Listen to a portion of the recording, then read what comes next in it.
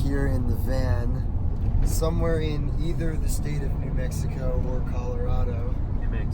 New Mexico, on the beautiful drive through the Rockies. And I thought that this would be as good a time as any to give you a little tutorial of how to play Casualty on the keys. A question that I've been being asked by many, many fans. So we've got this handy dandy mini keyboard. Your piano at home might have more keys that are slightly larger, but the concept is the same. So here we go. So the main part obviously is this riff that's kind of tricky, and it's all white keys. We're in the key of C. Hopefully you can hear this. And we're basically like going back and forth between a C chord and like an F or D minor chord. So like a thing that I love to do is like play melodies with this kind of like triad vibe. So if I was playing Mary Had a Little Lamb, I might go like,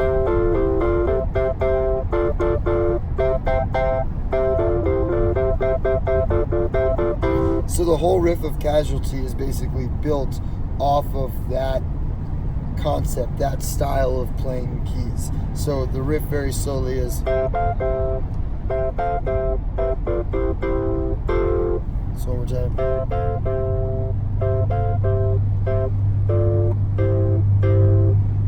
That last chord has that. A lot of people think that it's,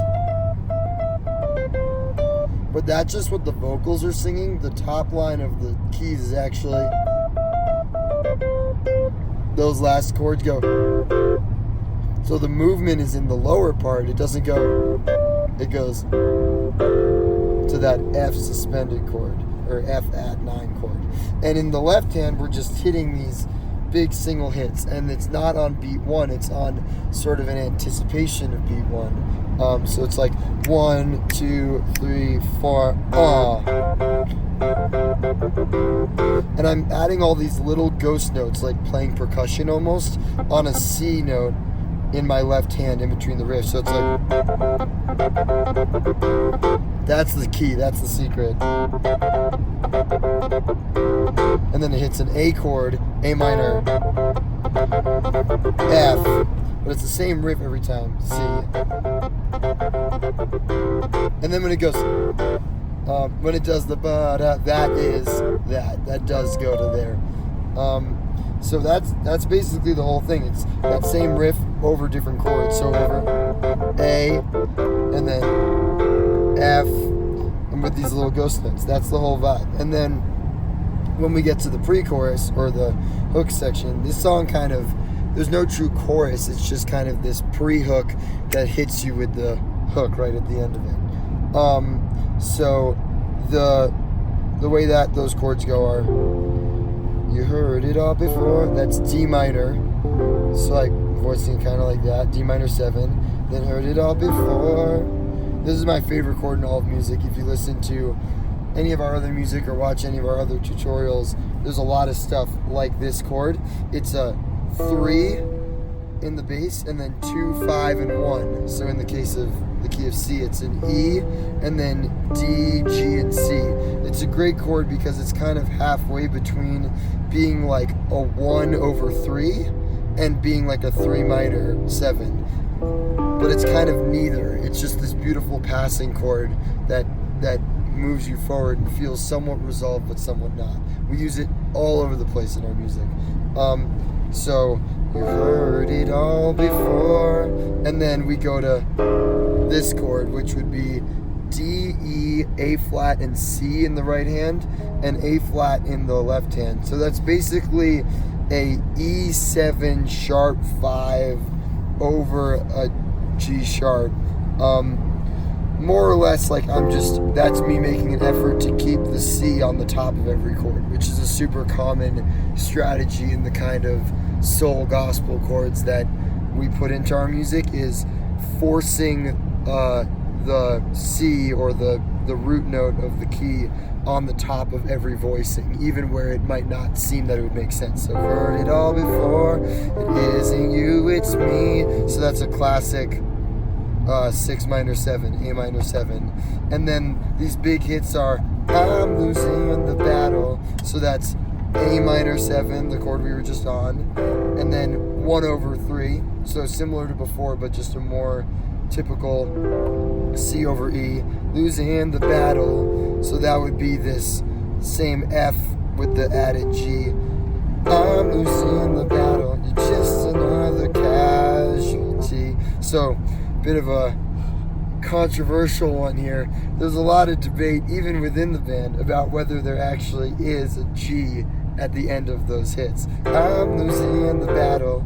You're just another casualty. Like right before it cuts out, whether over that F with the G chord, with the G note in it, whether the bass passes through really quickly a G.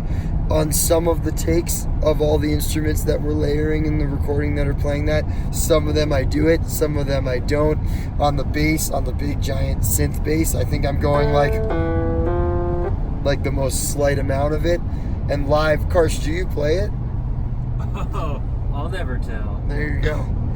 That's a trade secret. We tell you everything, but we don't tell you whether there's a G at the end of that chorus. It's very lightly implied. Just another casualty. And then back to the riff.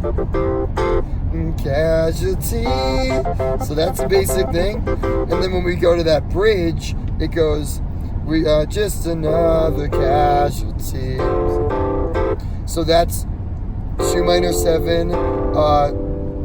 Then that same like crazy passing chord that I mentioned before, and then to like an F major 9, which we use this exact like set of chords all the time in our music. It's kind of like a go-to thing for us. We use it it literally is the opening of our last album, Living Room, on the start of More. Literally the album starts just in another key. It's in a different key, but that's those big hits.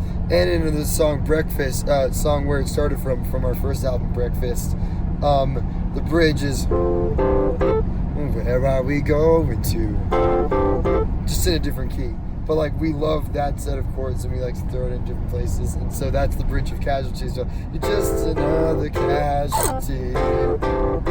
But it kind of takes on a different feel here because it still has this like really strong rooted set of C's in a low octave, like on the vocal bass sound and on these other sounds that are kind of like under it the whole time. So it's like, so it kind of has this like suspended over the one thing the whole time, and that's basically the whole song. And then it goes back to it all before. Is it you? It's me. I'm losing the battle. I'm losing the battle. I'm losing the battle. Just another casualty. And there we go. That's the whole thing. See you later.